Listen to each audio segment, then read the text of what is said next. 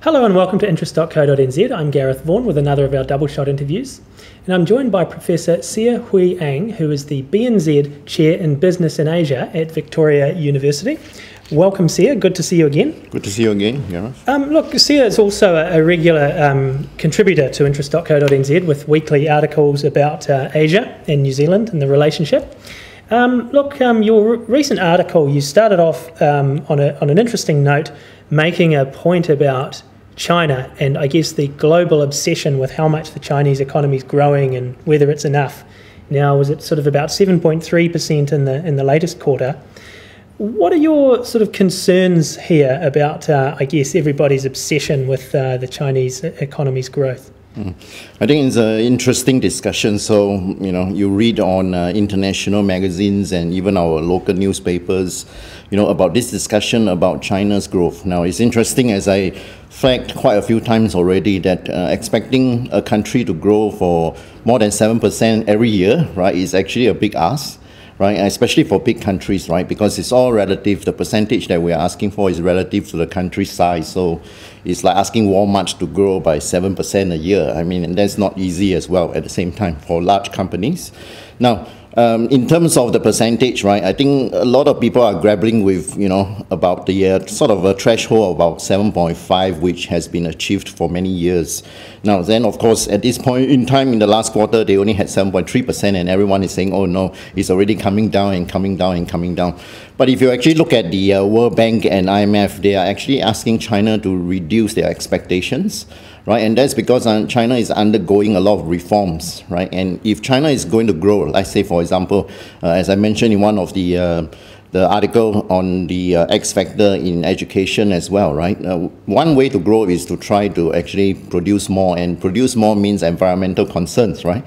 And so if there are environmental concerns and other mechanisms that actually will hinder growth, right, that is expected to come into play at some point, right? I read somewhere along the lines that Larry Summers from the United States actually say something that is, of course, everyone knows that, right? When no matter how you look at it, over time it's going to regress, right? So we were talking about a regression here that basically at a certain point in time, extremely fast growth is just going to come down to sort of in a very stable way. And that is also in line with the fact that China needs the whole of China to grow as opposed to only bits and pieces of China to grow.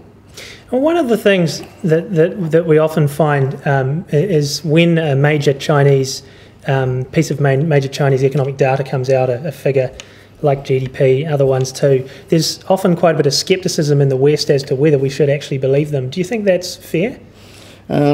I think, of course, we expect them to fabricate in a certain way, but as per our understanding of the Chinese economy might be different from the way we actually do things. Let's say, just to give you an example, so now China is into the process of creating this enhanced rule of law, right? So that to make them a bit more transparency and everything, right? But my thinking around that is that basically their level of transparency is different from our level of understanding of transparency, right? For us, is that it's very open. For them, is a font size 6 kind of arrangement, so that there are a lot of caveats and conditions, right, that comes with those transparency.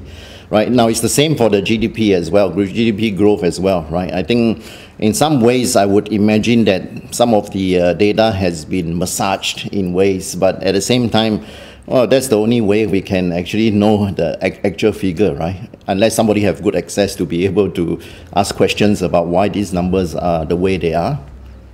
Now, we've had APEC meeting in Beijing this week, and there was a joint statement from China and the US on tackling climate change. There's been reports on TV as well of how during APEC they have reduced the volume of construction going on in Beijing, taking quite a lot of vehicles off the roads. And I saw a BBC report with local residents being interviewed and saying it was really nice. They could see the mountains in the background and the blue sky, and they can't often do that in Beijing. So obviously they have a big pollution problem in China now. I'm interested in your views, I guess. One, just how big of a problem is it for them? And two, what opportunities might this create for New Zealand?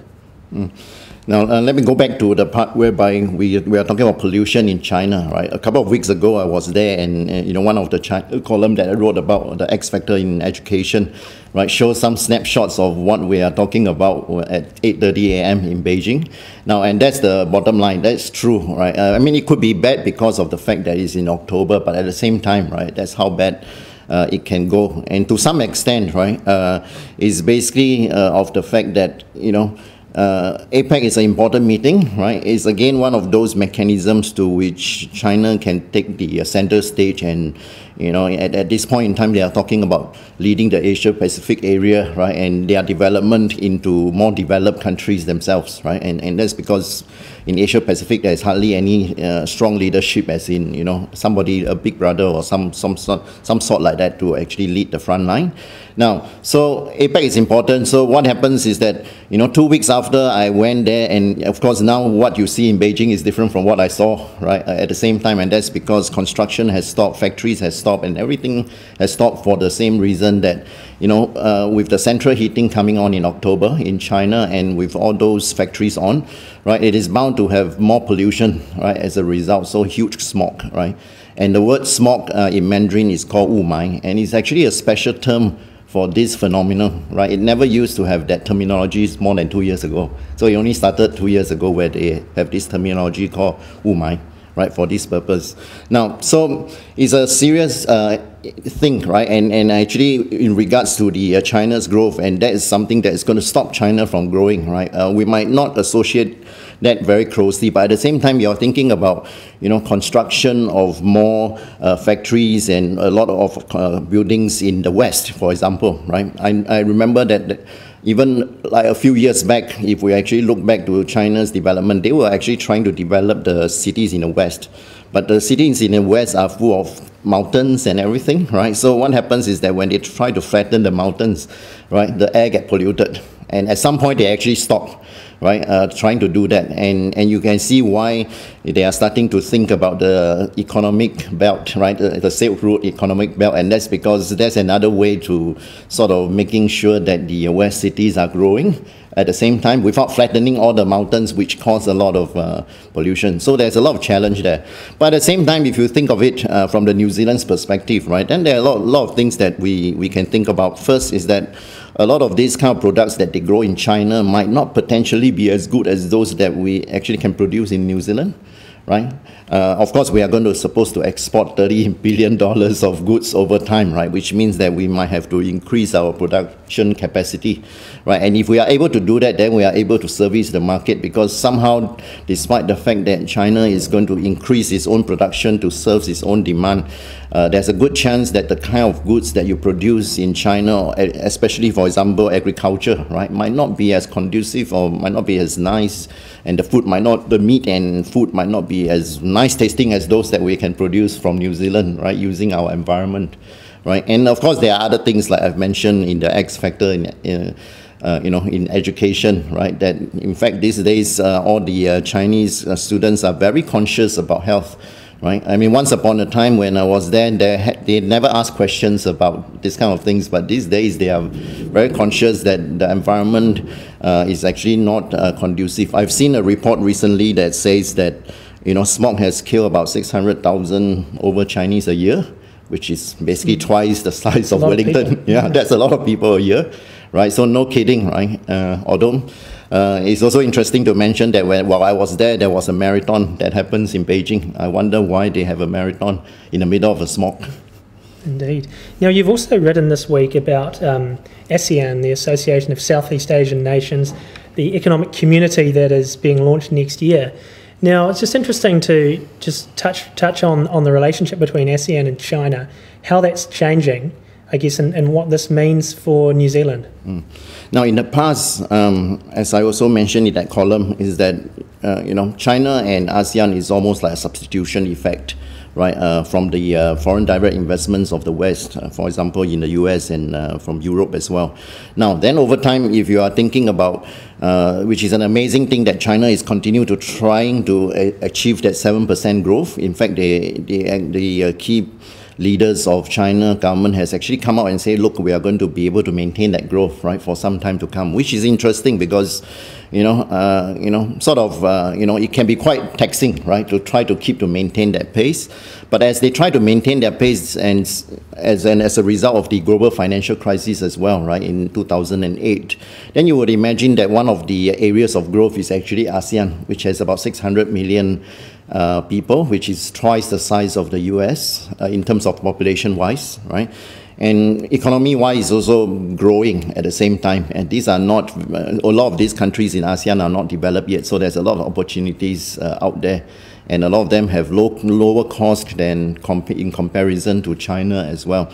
So China sees it as a next growth area, right? So despite the fact that there are some disputes in the area, these days, the Chinese government is more like an economic powerhouse rather than a more like a sort of a communist party-driven kind of mentality. So basically, they are after those markets, and with the ASEAN economic community, right, setting up in 2015, right, you would expect the countries to work more closely, but as I read the local newspapers of these ASEAN countries, there's a sense that they know that there are certain ways that they can work together, but how well they can work together is very hard to determine because of the fact that they are very, very different.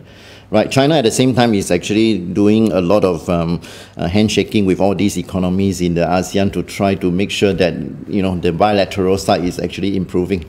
Of course, right? And that will happen. And regardless of what is going to happen within ASEAN, China is trying to grow bilateral trades between the individual nations as well. Now, from the New Zealand's perspective, right? Now, we have been talking about China all the time, right? And basically, let's enhance our relationship with China. We have 2008 FTA, and in fact, the Chinese president is coming next week as well into the country, and it's one of those showcase visits, right? That from the Chinese side. Now, of course, right, if you actually talk to organizations, they will tell you, look, we are actually facing a lot more hurdles in China in comparison to Southeast Asia, right? And that's because I think in major cities in China, competition is tougher, right? And in a lot of countries in ASEAN, competition is not that steep. So there is a lot of uncertainty, and that's why not many companies, international companies, are actually there, which also means opportunities. Right, and so from the New Zealand's perspective, I think we need to balance this off, right? And how appropriate, because everyone is asking, are we over dependent on China, right? And of course, right, the answer is, if you are worried about that, then think about ASEAN as well, because New Zealand companies do quite well in ASEAN, as I've spoken to some people or hearing from some people's comments. But I think the reason why China is being tough is because we are traditionally only trying to tackle the biggest cities in China, which competition is the toughest as well. Well, thanks for that, Siah. That's Professor Siah Hwee, who is the BNZ Chair in Business in Asia at Victoria University.